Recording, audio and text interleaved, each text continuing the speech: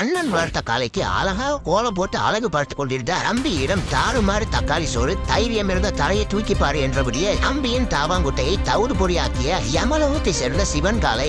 இளவட்ட கல்லை தூக்க வந்த தாத்தா கல்லின் எடை சரியாக உள்ளதா, வடிவமைப்பு வட்டமாக உள்ளதா என்பதை உருட்டி பார்த்தும் டிக்கியை வைத்து தேய்த்து பார்த்தும் சோதனை செய்தார். அயர் கட்டி இழுத்தல் போட்டியில் களமிறங்கிய கணவன் மனைவி. கணவன் விடாமுயற்சியோடு உறுதி கொண்டு போராடியதால் போட்டியின் இறுதியில் வெற்றி பெற்ற மனைவி. கண்டிஷனை கரெக்டாக ஃபாலோ செய்து ஸ்லோ ரேசிங் சைக்கிள் போட்டிக்காக கபாலத்தை பாதுகாக்கும் விதமாக கபால கவசத்தை கணக்கச்சிதமாக அணிந்து வந்த கன்னியப்பனின் கடைசி தம்பியான வெண்ணியப்பனால் வெளிப்பிரிங்க என்ற போட்டியாளர்கள். இளைஞர்களுக்கான நீளம் தாண்டுதல் போட்டியில் அலையா விருந்தாளியாக வந்து ஆறுதல் பரிசை தட்டி சென்ற பச்சை குழந்தை. பால்குடி மரவா அந்த பச்சை குழந்தைக்கு பாராட்டி பரிசளித்த விழா குழுவினர். முன்னாடி சீறி வந்த காளைக்காக ஆரவாரமாக விசில் அடித்த இரும்பு தம்பியை விண்ணாடி வந்த காளையானது இரும்பு தம்பியின் இருக்கையை குறிவைத்து முத்தம் கொடுத்ததில் அதிர்ஷ்டவசமாக ரத்தம் ஏதும் வராமல் வீடு திரும்பிய இரும்பு தம்பி.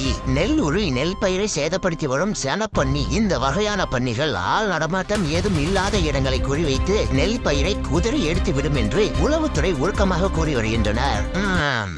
நானும் பாக்குறேன் எப்பதான் நீங்க லைக்க போடுறீங்கன்னு. அடிச்சே தோர்த்தனால அங்கிட்டு போகவே மாட்டேன். லைக்க போடுத்தண்டு இங்கேதான் படுத்து கிடப்பேன். மறந்துடாம லைக் பட்டனை தட்டிருங்க.